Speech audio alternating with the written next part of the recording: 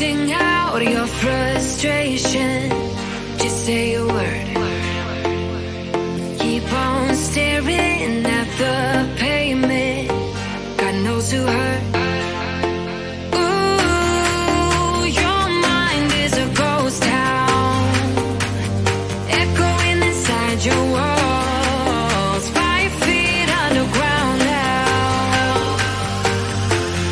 Nothing's gonna save us from our doubts, nothing's gonna make us spell it out. I don't wanna be the one who said, oh, I told you so. And even if the sky was falling down, you never noticed anyone around. I don't wanna be the one who said, oh, I told you so. But I told you so.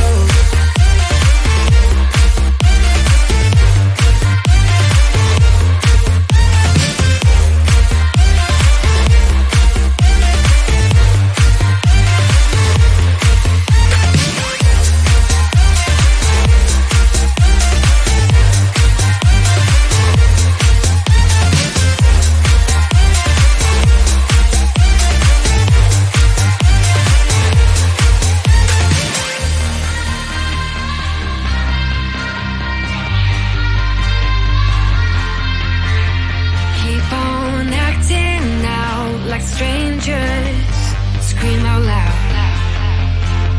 I will go if nothing changes, so change your heart.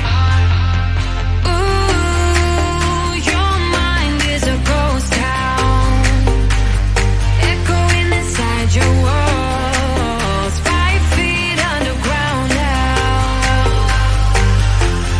Nothing's gonna save us from our doubts, nothing's gonna make us spell it out. I don't wanna be the one who said, oh, I told you so. But I told you so.